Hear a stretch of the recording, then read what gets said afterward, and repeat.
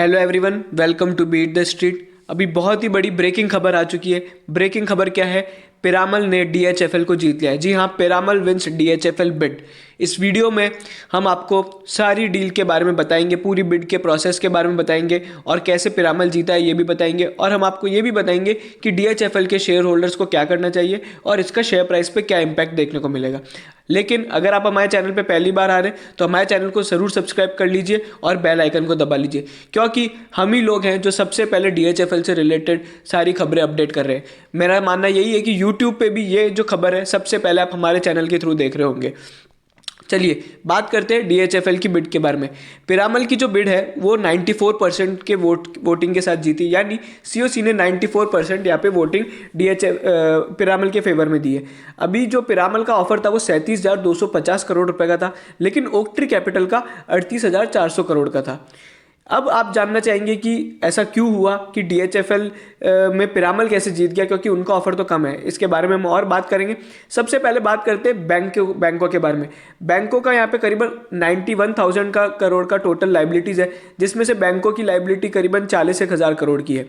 अभी बैंक्स को इस बिड के अमाउंट के हिसाब से 43% की रिकवरी होगी।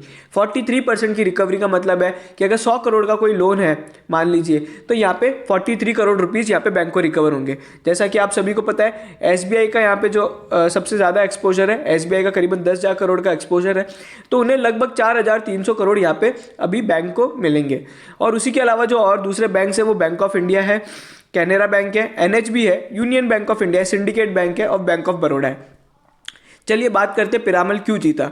देखिए, पिरामल एक तो हायर कैश अपफ्रंट दे रहा था और उसका जो स्कोर कार्ड है, देखिए सीओसी का एक स्कोर कार्ड था, उसके बेसिस पे यहाँ पे ये डिसाइड किया गया कि कैसे यहाँ पे किसको हाईएस्ट स्कोर देंगे। अभी स्कोर मैट्रिक्स होता है जिसमें बहुत सारी चीज़ें कंसिडर की जाती है, तो पिरामल ने हायर कैश दिया है, एक तो अपफ्रंट कैश ज़्यादा है और उनका जो स्कोर कार्ड है जो सीओसी ने बनाया है उसमें उनकी ज़्यादा स्कोरिंग आई है। उसी के अलावा ओकट्री के केस में क्या प्रॉब्लम हो रही थी कि डीएचएफएल का जो इंश्योरेंस बिजनेस है उसमें ओकट्री डायरेक्ट स्टेक नहीं खरीद सकता है। अगर वो 100% स्टेक खरीदेगा तो एफडीआई नॉर्म्स के खिलाफ होगा। इसलिए ओकट्री की कैपिटल की जो बिड थी उसमें यह प्रॉब्लम आ रही थी कि इंश्योरेंस बिजनेस में ओकट्री कैपिटल का हिंदुस्तान में दूसरा कौन पार्टनर बनेगा, और जो उनके प्रीवियस पार्टनर थे जिनके साथ बात चल रही थी उन्होंने बैकआउट कर लिया था। तो इसलिए यहाँ पे इंश्योरेंस बिजनेस को खरीदने के लिए ओकट्री एलिजिबल ही नहीं था। तो अगर ओकट्री को दे देते तो इंश्योरेंस बिजनेस लैंडर्स को अलग से किसी और को बेचना पड़ता, तो वो वापस प्रोसेस को और लंबा खींच देता। और इसी के साथ पिरामल यहाँ पे मोर इक्विटी लेके आ रहे हैं। मोर इक्विटी का मतलब है इक्विटी शेयर्स वो ज़्यादा खरीदेंगे, और जो ओकट्री की बिड है उसमें इक्विटी इन्फ्यूजन कम था। अगर इक्विटी इन्फ्यूजन कम होता है तो कैपिटल एडिक्वेसी रेशियो यहाँ पे कम हो जाएगा, और डीएचएफएल की वैसे इतने एनपीए वैसे फिनेंशियल जितने खराब है कि अगर ये पिरामल की जगह ओकट्री को ले लेते तो यहाँ पे प्रॉब्लम ये हो जाती कि डीएचएफएल का कैपिटल एडिक्वेसी रेशियो एज पर आरबीआई नॉर्म्स ही नहीं होता, तो जिस कारण से ये पूरी बिड ही रिजेक्ट हो जाती और आरबीआई यहाँ पे क्वेश्चन कर देता। लेकिन जो पिरामल की बिड है वो एज पर लॉ है और कैपिटल एडिक्वेसी रेशियो उससे जो मिनिमम चाहिए वो मेंटेन रहेगा। उसी के अलावा पिरामल की जो इम्प्लीमेंटेशन प्लान है वो शॉर्टर टाइम पीरियड में इम्प्लीमेंट हो सकता है, लेकिन जो ओकट्री कैपिटल का था वो थोड़ा टाइम ज़्यादा ले रहा था। इसी के साथ और जो खबरें थी, अभी एक और खबर थी कि 87,000 करोड़ का जो कपिल वाधवान का ऑफर था उसका क्या हुआ।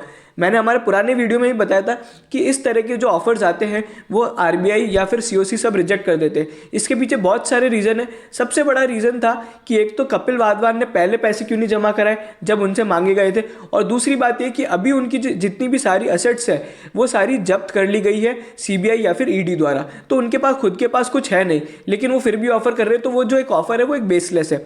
इसी के अलावा अभी हम बात करते हैं कि सीओसी ने वो स्कोर कार्ड मैट्रिक्स में क्या क्या कंसिडर किया है। देखिए, फिनेंशियल एस्पेक्ट्स के अलावा क्रेडिटर्स ने नॉन फिनेंशियल को भी कंसिडर किया, जैसे रेगुलेटरी कंप्लायंस, जैसे इंश्योरेंस बिजनेस में था, कंपनी का ट्रैक रिकॉर्ड और फ्यूचर एक्शन प्लान, और इस तरह की काफ़ी चीज़ें हैं।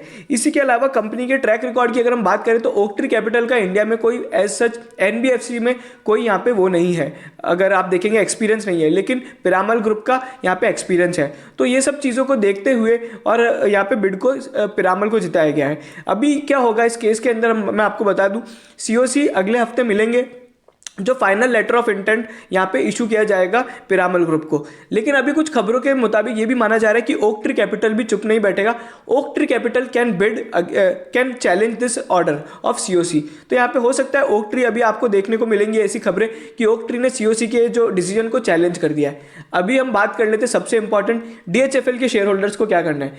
देखिए, जब ये स्टॉक करीबन 35-40 रुपए पे ट्रेड हो रहा था, तब हमने बोला था कि आप इसे मत खरीदिए, और अभी इसका भाव हो गया है 25 रुपए। लेकिन अभी सबसे बड़ी, जो मैंने पहले भी हमारे वीडियो में बताई थी कि क्लैरिटी आना बहुत जरूरी है। अभी डिसीजन पे क्लैरिटी आ चुकी है कि कौन जीतेगा।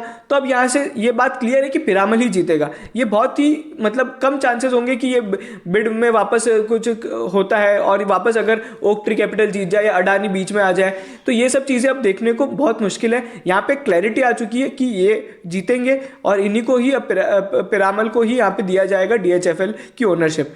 तो अभी यहाँ पे एक थोड़ी मोटी बाइंग बन सकती है। आप लोग स्टैगर्ड बाइंग करें। इस खबर के चलते हो सकता है स्टॉक में मंडे को अपर सर्किट जरूर लगे। और अभी हम हमारे नेक्स्ट वीडियो में सबसे बड़ा जो इंपॉर्टेंट एनालिसिस है वो ये करेंगे कि इक्विटी इन्फ्यूजन कितना है और यहाँ पे इक्विटी डाइल्यूशन कितना है। ये अभी आपको नहीं समझ रहा होगा, लेकिन जब भी ये इसके बारे में हमको पूरी जानकारी मिलेगी तो हम एक प्रॉपर जो वीडियो डीएचएफएल के शेयर होल्डर्स को अब क्या फायदा होगा उसके बारे में बनाएंगे। लेकिन उसके लिए आपको हमारे चैनल को सब्सक्राइब करना पड़ेगा। हम हैं जो सबसे पहले आपका सोच के, डीएचएफएल का शेयर होल्डर्स का सोच के सबसे पहले खबर लेके आ रहे हैं। अभी इस खबर को बहुत ही कम टाइम हुआ है और अभी ऑफिशियली तो इसे डिक्लेयर भी नहीं किया गया। ये सब मीडिया रिपोर्ट्स है, लेकिन हमारी टीम लगातार बनी रहती है, सभी मीडिया रिपोर्ट्स को ट्रैक करती रहती है और जैसे ये खबर आई हम लोग ने आपके लिए यूट्यूब पर डाल दी। इसी तरह की सारी खबर को सबसे पहले देखने के लिए हमारे चैनल को जरूर सब्सक्राइब कीजिए। Thank you.